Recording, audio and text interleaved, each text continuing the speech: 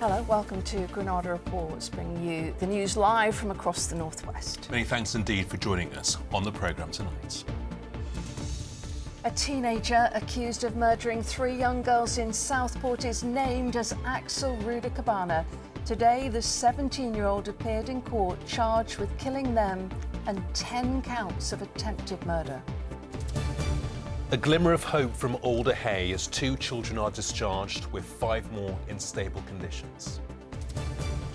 A further night of unrest as shockwaves from Southport are felt around the country. There's rioting in London, Manchester and the North East.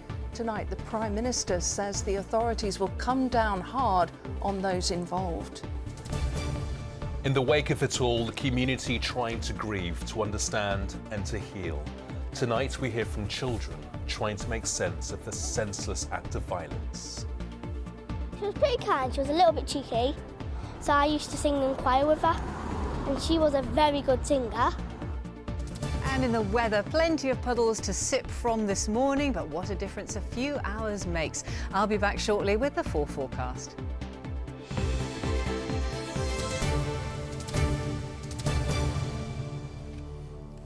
So please stay with us. First tonight, a teenager accused of murdering 3 young girls and facing 10 further charges of attempted murder in Southport has now been named. Let's remind you of their names.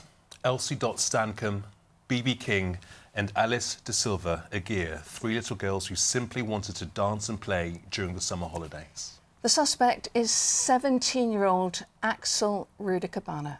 Today, 3 days after the attack, he appeared in court in connection with the stabbings that have brought so much shock and sadness to the town. Well, a judge has now lifted legal restrictions, allowing us to name the boy after misinformation online sparked violent protests here in the northwest and across the country. Tonight, we're live in Southport as the tributes there continue to grow. That's after the latest from our reporter, Tim Scott. Murder suspect Axel Rudacabana driven to court in Liverpool this morning, his name made public after a judge lifted reporting restrictions to remove what they said was the online mystique about his identity. The 17-year-old is charged with the murders of Alice De Silva Aguirre, who was 9, Elsie Stancombe, who was 7, and 6-year-old BB King in Southport on Monday. He also faces 10 counts of attempted murder and possession of a bladed article. The decision to charge Rudacabana was announced by police at midnight. Whilst these charges are a significant milestone within this investigation, this remains very much a live investigation, and we continue to work with our partners from Lancashire Police and Counter-Terrorism Policing North West. In court today, Rudacabana failed to confirm his name and he sat with his face covered for the whole hearing. He'll next appear in court in October to enter his plea, and a trial date was set for January next year. This week, online misinformation led to a far-right protest in Southport on Tuesday, in which a mosque was attacked and over 50 police officers injured. Local people continue to assist in the clean-up operation. The town was quiet yesterday, but in Hartlepool there was another disturbance believed to be connected to the events in Southport. 8 arrests were made and more police officers injured. Before the fake name was even released, I was seeing far-right accounts popping up underneath the news articles reporting on the stabbing, saying, oh, it'll be this type of person, oh, it'll be that colour of skin. You know, they were looking for an excuse, and they will always do that. They will always look for excuses for their hate. There were also incidents in London yesterday and at an asylum seekers hotel in North Manchester. Police chiefs met with the Prime Minister earlier to discuss this week's civil unrest, as there are concerns that more protests are planned in the upcoming days. These thugs are mobile. They move from community to community. And we must have a policing response that can do the same. Shared intelligence, wider deployment of facial recognition technology, and preventative action, criminal behaviour orders to restrict their movements. Meanwhile, back in Southport today, the imam of the mosque which was attacked said he'd been overwhelmed with local support and that his community won't be intimidated. They are made of a stronger material than to be scared by something like this. Always defiant, always coming, and there is no reason for them to stay away in any case. Tim Scott, ITV News. Well, joining us now in the studio is our reporter Claire Hannah. Claire, you were in court, you witnessed what went on. I think people do understand that we are restricted on what we can say here, but what happened inside the courtroom? Well, it was actually quite unusual today because Axel Rudikabana had two court appearances, both in the same building. The first was before a youth magistrates. That was a really short hearing, 5 minutes, a really packed courtroom. There were even journalists sitting behind the dock. Now, in the dock, he wore a grey sweatshirt, grey tracksuit pants. He had his head down. He hid his face. He pulled the sweatshirt up to hide his face and didn't speak all the way through that hearing. Then it was sent straight to Crown Court, which that's rare that happens in the same day. Again, throughout that hearing, he didn't speak. He put his head down. He had his sweatshirt covering his face. At times, he was rocking. That hearing was a lot longer. That was nearly an hour. And that was because of the judge's decision, as Tim said there, you know, on whether to release his name. The judge decided that as he turns 18 next Wednesday. Usually under 18s are protected by law, but the judge decided we can release his name. He said to stop misinformation, which would be an excuse for a fresh round of public disorder. And Claire, what's been the reaction from people in Southport to his identity being revealed? Well, we've been in Southport all day and, you know, there's relief there. They wanted his name out there to stop a repeat of that violence that hit the town on Tuesday night. And in 6 days' time, his name would have been released anyway. If it was next week, it would give the thugs another excuse to start. So I do, because next week he could be named. And I just think it's in the best interests that it has been done this week. And it just, not his parents' fault. I hope they're all right. So relief and compassion from Wendy in Southport there. A town, you know, still clearly reeling from what's happened.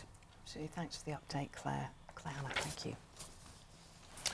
Well, today, Alderhay Hospital confirms 2 of the children injured in the attack have been discharged. 5 other children who also suffered knife wounds are now said to be in a stable condition. Mel Barham has more. Well, some good news from here tonight. 2 of the children injured in that attack on Monday have now been discharged from here at Alderhay Children's Hospital. The hospital announced in a statement earlier today that they were delighted to announce the news that 2 of those children involved in Monday's awful incident had been discharged. In that statement, we also had confirmation about the condition of 5 of the other children being treated here at Alderhay for very serious injuries from those stab wounds. We now know that they are all now in a stable condition, including 1 child who was transferred to here from Aintree University Hospital. So certainly some really encouraging news from here tonight. Yeah, good to see some improvement there. Mel, thank you. We're hoping, of course, for more positive news from Alderhay soon. At the heart of this, though, is Southport, of course, and its people who have suffered a week of unimaginable horror. Yeah, let's cross live to Elaine Wilcox, who's near Hart Street tonight. And Elaine, people are still arriving to pay their own tributes. Yes, absolutely. This is what the people of Southport want to show the world. The sea of tributes and outpouring of support. It has been incredibly moving all day today, seeing parents, grandparents and very young children bringing their own cuddly toys from their bedrooms, wanting to support those caught up in this attack. We've also seen 5 police officers thought to be among the first responders on Monday, spending some quiet time here looking at all the messages. And also some of the relatives of those killed in tears, but telling us that it is a huge comfort for them seeing this outpouring of love and support. Well, my colleague Rob Smith reports now on how the children are struggling to come to terms with what has happened. Hand it in. Delivering a handmade gift for the police officers who tried to help her friend. Hiya, Poppy's made a fearless bracelet for the police officer. Thank you very much. It's a Taylor Swift one. 8-year-old Poppy Brown is a Taylor Swift fan, just like Alice da Silva Aguirre. The pair were class and choir mates. She was pretty kind, she was a little bit cheeky, so I used to sing in choir with her. And she was a very good singer, because she used to sing solo. Tarmac, not just pavement, is now covered by the sheer number of toys and flowers left in tribute. Those keeping the scene sealed off are also keeping blooms alive. One ambulance worker on shift during Monday's attack told us how the shock hit even harder when she realised victim Elsie Stancombe shared her daughter's first name. Being at work and seeing it come on the screen in the call centre at North West Ambulance was shocking. One of them had the same name and the same age as her. We had to come, and put a balloon down and read all the cards and heartbreak words fail you. It's heartbreaking.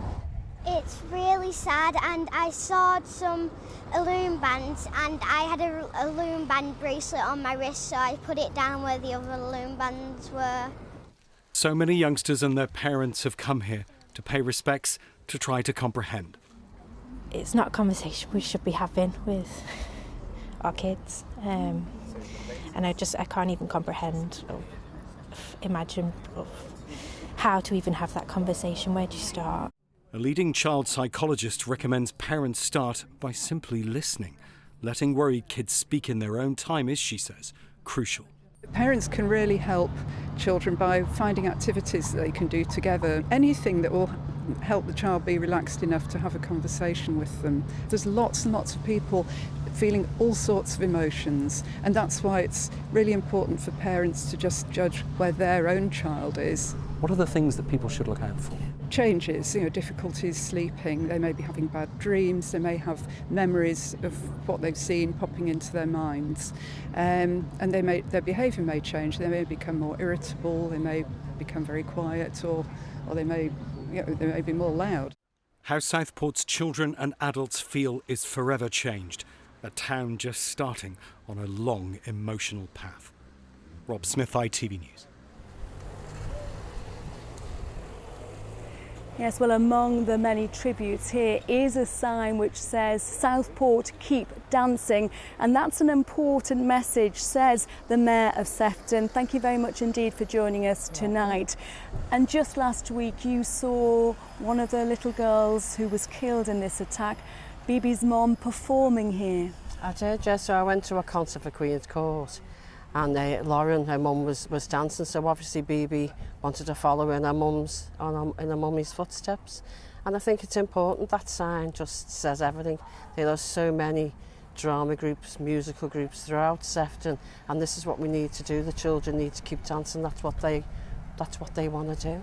And you want this to be the focus here, not that mindless violence that we've seen. We've seen some of the rioters with pictures of the three girls on their T-shirts. What's your message to them tonight? Well, their parents would not want their children associated with what happened on that evening. They would want their children remembered for dancing and all those nice things that children do. And we are obviously tonight celebrating that two of those youngsters are well enough to come out of hospital. We understand the dance teacher as well is talking to her family and friends. We're hoping for more positive news. Yeah, that's wonderful news. Obviously we still have to keep thinking of those who are still in hospital, but it's wonderful that some children are able to come home, and hopefully the dance teacher will be out soon. Now, you've trained in child bereavement, and you were telling me giving people time and space is really important. It is, and everybody grieves in their own way, and hopefully in the future, whenever that may be, we'll be able to sort of give them some comfort. I've had literally loads of condolences from around the world, not just Sefton, around the world, and when they're ready I'd like to give them copies of every message that I've had from the world. And that will be a huge comfort to the families. Thank you so much for talking to us tonight. Thank you. And we can now cross to my colleague Vicky Grimes at a nearby church where Alice used to go with her family. That's right, Elaine. I'm at St Mary's Church, right in the centre of Southport. This is a place where Alice and her family used to come here, and St Patrick's Church, and where she made her first communion. Well, in the last hour, we have heard from Alice's auntie, Anna Jesus. This is what she had to say about her much-loved niece. She's not deserved to be killed like that. She's just a lovely girl. She's always happy. She's always have a smile on her face. Well, somebody who remembers Alice very well here is Father John Hennigan. Thank you so much for talking to us tonight, Father John. You did Alice's communion, didn't you? Such a special day for any little girl with their dress on. We've got that beautiful photo of Alice in her communion dress. What do you remember of her from that day? I remember it vividly, and I told her so last Sunday, because she came to Mass at St Pat's last Sunday at 11:30 Mass with a mammy and some of the family, and I was saying to her at the end of Mass with this radiant smile, I remember your first communion, you smiled all the way through it with the most beautiful, and the three of us were speaking of this, her mum and her and me, and remembering this smile that was, it was more than just an ordinary smile. She was so happy, and it was vivid. It's really obviously made a huge impression on you. And her family were regular worshippers here at your churches, the churches that you look after. Yeah. What sort of family are they? We know they're from the Madeiran community. There's a huge Madeiran Portuguese community here in Southport. Yeah. What kind of people are they, would you say? Lovely, hard-working, kind, respectful, who adored their little daughter. They call her our little princess. You know, so just so precious to them, the little daughter, and just the most respectful, loving people. And you've been in contact with them. How are they doing? Yeah, well, none of us can imagine. Obviously, it's just beyond our mind. We're all in a state of shock about this, so we can only begin to grasp how they may be feeling. But they're so grateful for all the support. When I'm in touch with them, I say, as I will do, after we've shared this tonight, there are so many people who are loving you. And through this, I thank you for this opportunity, because through this they'll know again there are countless people around the country and even around the world who are just loving them. Alice's family and the family of Bibi and Elsie, those three little girls, and all the other children who were injured were just pouring love into their lives. Well, you will tell them from us, won't you, that everyone at Granada Reports and all of our viewers, I'm sure, send their love to them at this time. And I know very quickly there's a special Mass planned for Alice, isn't there, next Tuesday? Just very quickly tell us about that. It's on Tuesday evening at 6 o'clock at St Patrick's, which is our other church just up the coast. And that's what Alice's mum has asked for. It's a lovely Portuguese custom. On the 7th day after the death of a loved one, there's a Mass. So we'll have that, and she wants a celebration of this beautiful little girl. And that's the way she should be remembered, a celebration of a beautiful, beautiful young lady. Father John, thank you. My privilege. OK, Victoria, many thanks indeed. Well, there is much more from Southport on the ITV Evening News at 6:30 with Lucrezia. Coming up, the Southport suspect is named. 17-year-old Axel Rudakubana appears in court, charged with the murders of 3 girls and 10 counts of attempted murder. Also, the Bank of England cuts interest rates for the first time in 4 years. And new hope for the Sycamore Gap with the appearance of green shoots of life. Join me for those stories and more at 6:30. Well, back to events in Southport now. And joining me is Professor Lucy Easthope, who is one of the country's leading experts in disaster recovery. Lucy, thanks for joining us tonight. Southport, of course, is going to face a long, tough road to recovery now. Where do you start when something so tragic occurs? Well, thank you for having me tonight. I think the thing that I always say to places going through this is remember that you are in a community that you never wanted to be in, but there's other communities walking this path with you. So there is lots of support, there's lots of love, and there's also lots of advice on what works. So that's really important. And there's a few things that are very difficult to factor in at this point. It will feel like this attention and this love and this interest will stay, but it doesn't. It does wane, and a place can start to feel very forgotten. And another thing that's very difficult is the timing of this in the summer holidays. Children can really struggle with that because it's often school and the educational psychology service put in by councils after bereavement that provide the structure to the support. So it's really important that support feels very sort of present in August. That's really, we know that's a very difficult time for this kind of thing. So it's a bit of watchful waiting at the moment to see what support is needed. But just knowing that the sort of world is with this place at the moment. Well, you mentioned people will eventually start to move away. You know, the interest will wane. How do we stop people in Southport from feeling isolated and forgotten then? I think there's always stages and moments. You know, I have cried several times today, and one of the moments I cried, and I've seen it elsewhere in the world, but it feels very close to home, was the news that people had taken in the teddies overnight to protect them from the rain and put them out again. There's always a moment when the cards and the teddies and the tributes are brought in one last time, and there's these sort of markers really of when things move on for some people, but not for others. You know, for some people now, very sadly, this is a life in a moment of time that's changed forever. One thing that's really important is to educate yourselves on what life after disaster can feel like, and so be very aware that fading can turn to anger and distress.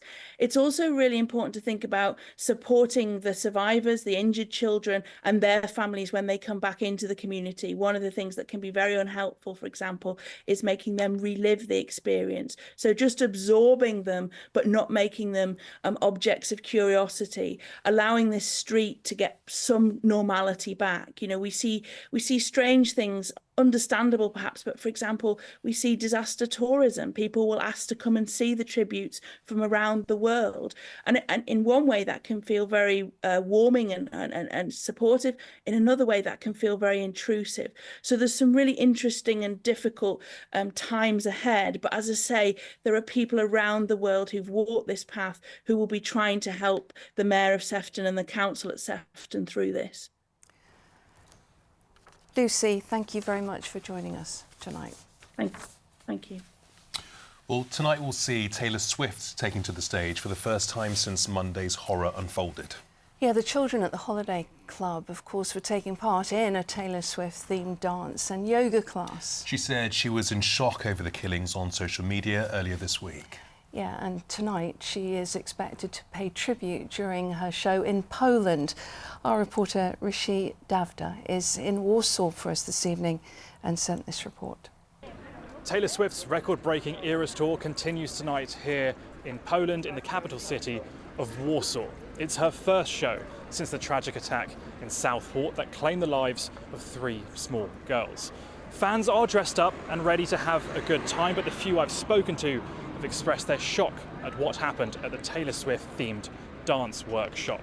Taylor herself has responded to what happened, posting on Instagram saying they were just little kids at a dance class. I'm at a complete loss for how to ever convey my sympathies to these families. Well, in the aftermath, Swifties have been doing their bit to help an ever well-intentioned community. A fundraising page had a target of £13,000 to help those involved. It smashed that target, reaching more than £300,000. We don't know if Taylor Swift will pay tribute to Southport tonight on stage. She may dedicate a song. She could potentially wait until she's back in the UK in a few weeks' time, where she's got more shows. What we do know, given her response, is that Southport and its people are very much in the mind and the heart of Taylor Swift. Yeah, I'm sure they certainly are. Rishi, many thanks indeed. Rishi Davda reporting from Poland there. Time for a look at the weather. Here's Emma. Mom, wet wipes, toilet or bin? Bin. Why? United Utilities sponsors ITV Granada weather. Hello there, very good evening to you. Well, our Alfie has a twinkle in his eye tonight, doesn't he? He looks a bit of a handful, probably like his owner, I imagine. We came off well today, didn't we? We were very lucky, a lot better weather-wise than it was supposed to be. That thunderstorm warning was removed and the sun came out, so a fine afternoon and evening. And overnight, very little happening. We do tend to find ourselves still in this warm, muggy sector ahead of this frontal system, which will move through later on Friday, freshening things up behind it for the weekend. Rewinding though to the next few few hours, some good late sunshine on offer, like I say, mostly dry, clear, with light winds and maybe one or two shallow mist and fog patches, but temperatures holding up well. It could be a little bit uncomfortable for sleeping overnight tonight, still in that warm sector. Sun's up tomorrow at 5:28, sets about 5 minutes past 9 in the evening. So it's a fine start to the day, but we do have the next system approaching. Could be some showers across the Isle of Man initially and then rain arriving later in the afternoon, and then it's a timing issue. All of that sweeps south and eastwards through the afternoon and evening. Temperatures hold up well. It's going to be a warm day. However, this rain becomes more patchy the further south and east it pushes, and so we will see it clearing away eventually. And into the evening period, still quite wet, damp and overcast, but by the time we get through to Saturday, it should have cleared completely. And on Saturday itself, it's going to be mostly fine and dry and warm, fresher in terms of temperatures, like I say. Sunday also some fine hazy sunshine. Monday is actually going to be fine for much of the day, but then we do see some showers and rain from the west later on. That's the way it's looking. You're fully up to date. Bye-bye. Cleaned up well. United Utilities sponsors ITV Granada weather. Thanks very much. A very fine dog on the weather tonight, I do think. And that is it from me. Goodbye. Goodbye. Lucy Meacock, thank you for everything. Thank you.